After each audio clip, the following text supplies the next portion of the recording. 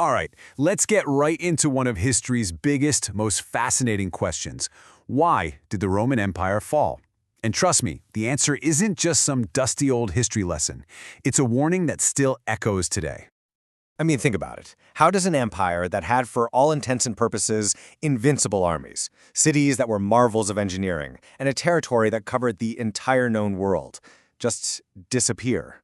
For hundreds of years, the very idea of Rome meant forever. It was permanent, and yet it collapsed. So, what in the world really happened? The end didn't happen overnight. That famous date, 476 AD, wasn't the day everything just suddenly fell apart. It was more like a slow-motion train wreck, a death by 1,000 cuts. And in that last century, those cuts came faster and harder. You've got the Roman army getting absolutely crushed at the Battle of Adrianopolis. Then, the whole empire officially splits into two halves. And then, the one thing no one ever thought could happen, the city of Rome itself is sacked by invaders. Each one of these events was like another deep crack in a foundation that was just about to completely shatter. So to really get to the bottom of this, we have to look inside. Because long before any so-called barbarian armies were knocking at the gates, Rome was already rotting from the inside out. Its legendary strength was being hollowed out by some really deep systemic problems. Okay, just try to imagine running a country where you get a new leader like every couple of years. It's nuts. In one 50-year period, Rome burned through more than 20 emperors, and most of them were generals, right? Put into power by their armies one day and then assassinated by those same armies the next. The empire wasn't just a ship without a captain. It was a ship where the entire crew was in a bloody fight over a wheel that nobody could actually control. In all of this political chaos, it led to a complete and total breakdown of control. Emperors were basically puppets, with their generals pulling the strings. Corruption wasn't just some side issue, it was the system. And way out in the provinces, far from the capital, people just started doing their own thing.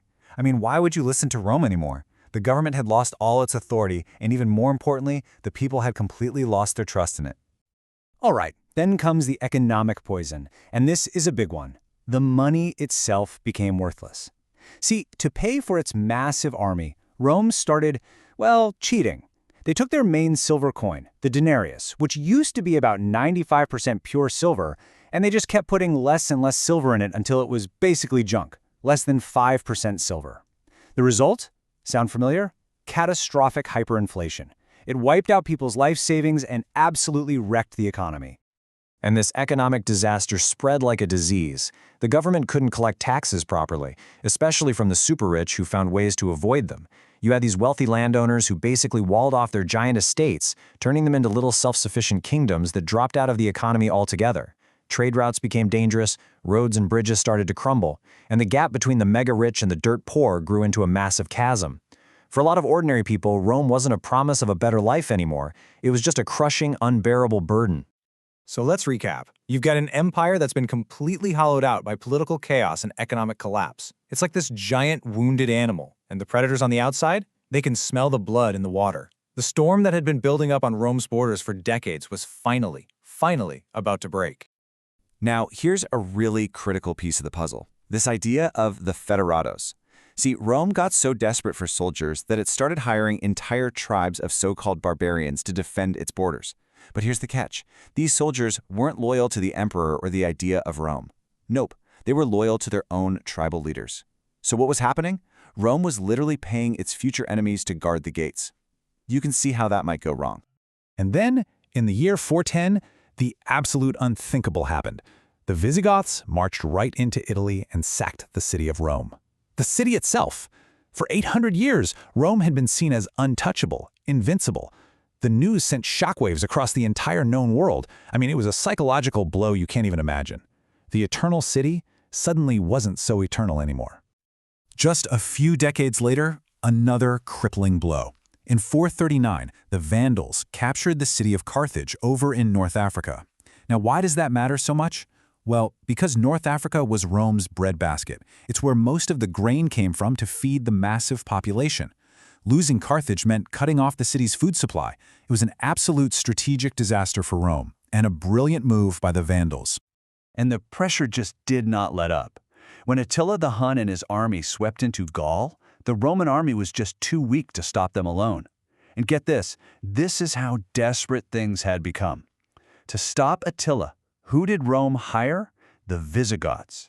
The same people who had burned their capital city just a few decades earlier. The empire was literally paying its old enemies to save it from its new ones. Its survival now depended entirely on the very people it used to call barbarians.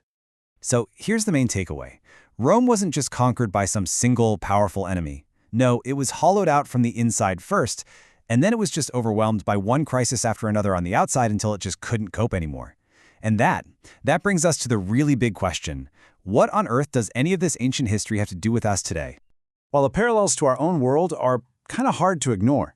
When you hear about Rome's military being stretched too thin all over the globe, doesn't that sound a bit like the strain of modern military commitments? When you hear about their money becoming worthless, doesn't that echo our own debates about inflation and national debt?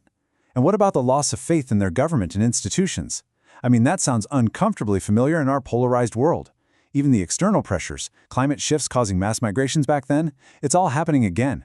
The echoes of Rome are everywhere you look. So in the end, the lesson from Rome is a pretty sobering one. It teaches us that true strength isn't just about how big your army is or how rich your economy is.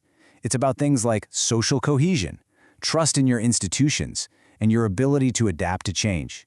Because here's the bottom line. No power, however formidable, is invulnerable to a combination of internal and external factors. Simply put, no one is too big to fail. And that leaves us with one last unavoidable question to think about. When you look at all the patterns, the deep internal divisions, the massive economic strains, the growing external pressures, you have to ask yourself, are the great powers of our time walking down the very same path as Rome?